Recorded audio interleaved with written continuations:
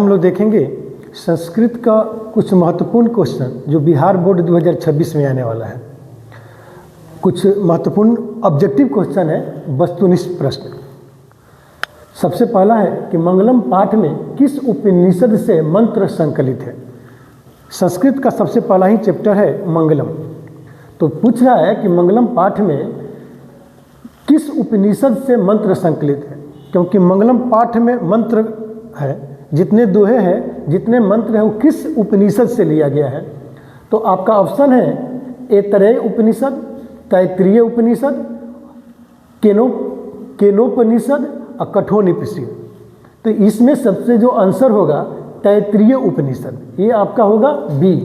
मंगलम पाठ में जो उपनिषद का मंत्र लिया गया है उस उपनिषद का नाम है तैत्तिरीय उपनिषद।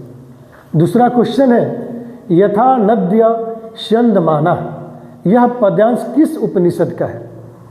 तो पहला ऑप्शन है ईशावास्य उपनिषद, मुंडकोपनिषद, कठोपनिषद, श्वेताश्वर उपनिषद। तो इसका आंसर होगा मुंडकोपनिषद। ये लिया गया है इस यथा नद्य स्यंदमाना, यह जो पद्यांश है मुंडकोपनिषद से लिया गया है। तीसरा है मंगलम पाठ में कैसे मंत्रों का संकलन है।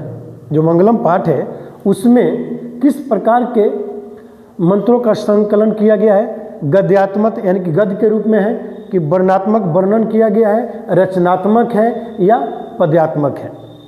तो मंगलम पाठ में जितने मंत्र हैं उस पद्यात्मक रूप में किया गया है, उसका संकलन यानी कि पद्यात्मक पद के रूप में किया गया है। चौथा है यूनानी यात्री मेगास्थनीज ने पटना के वर्णन में क्या लिखा है। यूनानी यात्री जो हम लोग यहाँ बिहार में घूमने के लिए आया था, भ्रमण करने के लिए आया था, तो पटना के बारे में जो वर्णन किया है उसमें क्या लिखा है, उसको हम आत्मकथा कहेंगे, संस्मरण कहेंगे, निबंध कहेंगे या लेख कहेंगे। तो देखिए आत्मकथा का मतलब होता है कि जब कोई लेखक अपना खुद का जीवनी लिखता है, अपने बारे में लिखता है, उसको बोलते हैं आत्मकथा।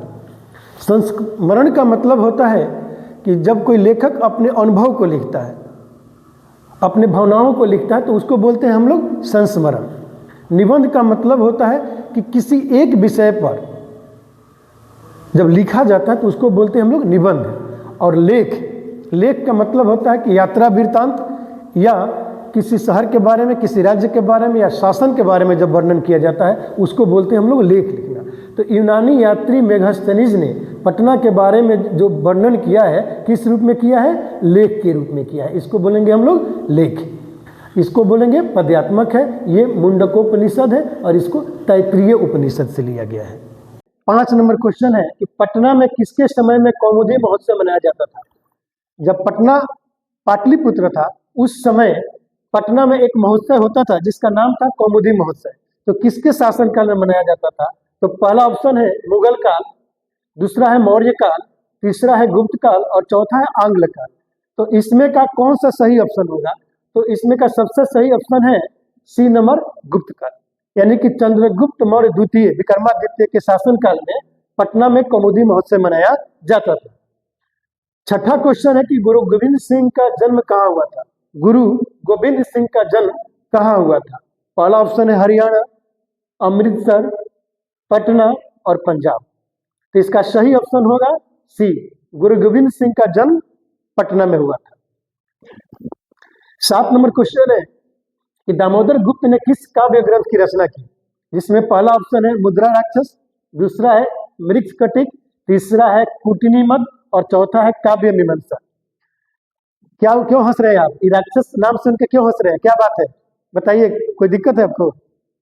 ये आप देखिए एक विद्यार्थी, एक स्टूडेंट हमारे हंस रहे हैं मुद्रा राक्षस नाम सुन के, तो हंसिए मत। ये जो राक्षस है ना वो वाला राक्षस नहीं है, नंद वंश के एक बहुत बड़े मंत्री थे और उन्हीं के नाम पे यह मुद्रा राक्षस लिखा गया है। तो इसका जो ऑप्शन है दामोदर गुप्त ने किस काव्य ग्रंथ की रचना की, इसका सही ऑप्शन होगा कूटनीमद। अगला क्वेश्चन है शोभनियम का प्रकृति प्रत्यय निम्न में से कौन सा है। शोभनियम, ये जो शब्द है शोभनियम, इसका प्रकृति प्रत्यय कौन सा है। इसमें देखिए शुभ अनियर, शुभा अनियर, शुभ अनियर, इसमें देखिए हलंत है और यहाँ पे हलंत नहीं है, बस ध्यान देना, ये दोनों में यही अंतर है। और एक है शुभ समय, तो इसका सही ऑप्शन होगा शुभ अनियर।